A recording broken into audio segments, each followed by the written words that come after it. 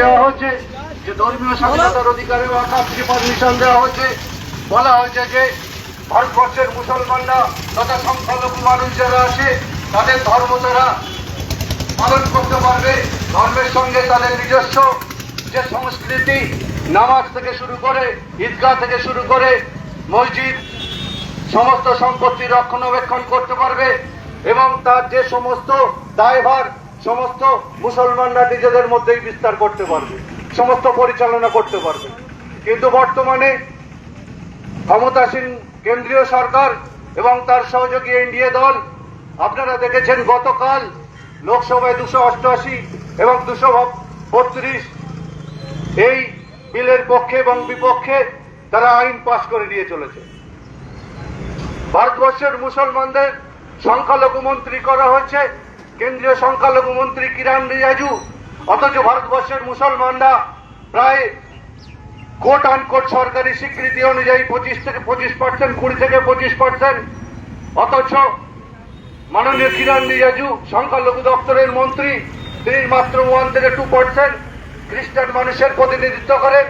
অথচ 23 থেকে 25% মুসলমানদের সংখ্যালঘু নেতা মানা হয়নি, সংখ্যালঘু মন্ত্রী করা হয়নি। তিনি পার্লামেন্টে বসে ভারতবর্ষের মুসলমানদের কি উপকার হবে, ওয়াকফ বিল ভারতবর্ষের মুসলমানদের উপকার করবে তার ব্যাখ্যা করা হচ্ছে। অথচ এই ওয়াকফ বিল যখন কেন্দ্রীয় সরকার বাজেটে তাদের বা কেন্দ্রীয় পার্লামেন্টে উত্থাপন করে, সেই সময় মুসলমান যে সমস্ত কেন্দ্রীয় আমাদের ওয়াকফ বোর্ড আছে তাদের পরামর্শ নেওয়ার কোনো প্রয়োজন মনে করেনি, রাজ্য ওয়াকফ বোর্ডের কোনো পরামর্শ নেওয়ার প্রয়োজন মনে করেনি। একতরফা মাননীয় স্বরাষ্ট্রমন্ত্রী অমিত শাহ এবং তার কেন্দ্রীয় তারা ভারতবর্ষে ধর্মীয় বিচ্ছেদ ঘটানোর জন্য ভারতবর্ষের মুসলমানদেরকে এক করে করে মুসলমানদেরকে নানানভাবে অত্যাচারিত করার জন্য তারা আজকে ওয়াকফ বিল পাস করেছে। আপনারা উত্তরপ্রদেশে দেখেছেন নামাজ পড়ার জন্য দীর্ঘদিনের যে প্রচলন ঐতিহ্য, ভারতীয় মুসলমানদের যে নামাজ শুক্রবারে করে বা ঈদগাহ জুম্মার নামাজ বা আখেরি জুম্মা পড়ার জন্য রাস্তার উপরে যে নামাজ পড়া হতো সেই নামাজ তারা আইন করে বন্ধ করে দিচ্ছে। আর ছাদের উপরে নামাজ পড়া যাবে না সেই নামাজ তারা বন্ধ করে দিচ্ছে। হরিয়ানায় তারা কি করেছে, এতদিন ধরে সরকারি সংবিধান অনুযায়ী প্রত্যেকটা সংখ্যালঘু মানুষ তার প্রধান উৎসবে ছুটি ভোগ করবে, কিন্তু হরিয়ানায় ঈদের ছুটি বাতিল করা হয়েছে। হরিয়ানায় বিজেপি সরকার, উত্তরপ্রদেশের বিজেপি সরকার তারা কি মেসেজ দিচ্ছে এর মাধ্যমে, ভারতবর্ষে আমরা সংখ্যালঘু মুসলমানরা আমরা নানাভাবে অত্যাচারিত হচ্ছি, মব লিঞ্চিং হচ্ছি, নানানভাবে আমাদের উপর অত্যাচার নেমে এসছে। তার একেবারে লেটেস্ট পদক্ষেপ হলো ওয়াকফকে দখল করা। ওয়াকফ দখলের মধ্য দিয়ে কি তারা এগিয়ে চলেছে, ওয়াকফ দখলের মধ্য দিয়ে আমাদের মসজিদ, আমাদের কবরস্থান, আমাদের ঈদগাহ, আমাদের ধর্মীয় যে সমস্ত ঐতিহ্য আছে তার সমস্ত তথ্য কেন্দ্রীয় সরকারের হাতে তুলে দিতে হবে, তার সমস্ত তথ্য ম্যাজিস্ট্রেটের হাতে তুলে দিতে হবে। কোন রকম সমস্যার সমাধান করার জন্য ম্যাজিস্ট্রেটের আয়ত্তাধীন হতে হবে এবং যে সমস্ত কমিটি, কেন্দ্রীয় ওয়াকফ বোর্ড এবং রাজ্য ওয়াকফ বোর্ড যেটা তৈরি হবে সেখানে কেবল মুসলমানদের প্রতিনিধিত্ব থাকবে না, সেখানে অমুসলিমদের প্রতিনিধিত্ব রাখতে হবে। এইভাবে তারা এই ওয়াকফের মধ্য দিয়ে ভারতবর্ষের মুসলমানদের যে ঐতিহ্য, হৃৎপিণ্ড, যে ক্ষমতা যেটুকু ছিল একেবারে সেটাকে ধূলিসাৎ করে দিয়ে ভারতবর্ষের মুসলমানদের, ভারতবর্ষের যে সংখ্যালঘু মানুষ, শুধু মুসলমানদের কথা বলবো না, সংখ্যালঘু যারা আছে দলিত তাদেরও প্রত্যেকটা অধিকার কেড়ে নিয়ে ভারতবর্ষ থেকে তারা হিন্দু রাষ্ট্র বানাতে চাইছে। কিন্তু ভারতীয় সংবিধান তো তা অধিকার দেয় না। ভারতীয় সংবিধানে বলা হয়েছে ভারতবর্ষ হল একটি নিরপেক্ষ এবং ধর্ম নিরপেক্ষ রাষ্ট্র এবং প্রত্যেকটা ধর্ম, প্রত্যেকটা মানুষ তার ধর্মীয় ঐতিহ্য অনুযায়ী স্বাধীনতা ভোগ করবে।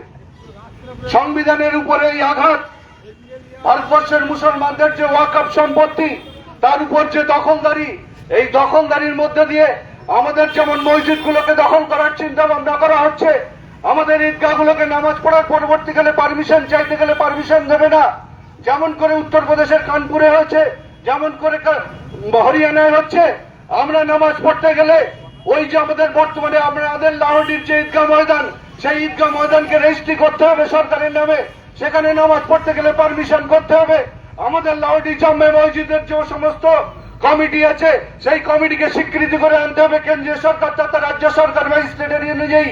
আমরা মুসলমানরা আমরা আমাদের সম্পত্তি, আমরা আমাদের ধর্মীয় স্থান, আমাদের যে জাকাতের টাকা এক জায়গায় রাখা যে সমস্ত আমাদের অধিকার আছে তা আমরা কেন তাদের হাতে তুলে দিতে যাব?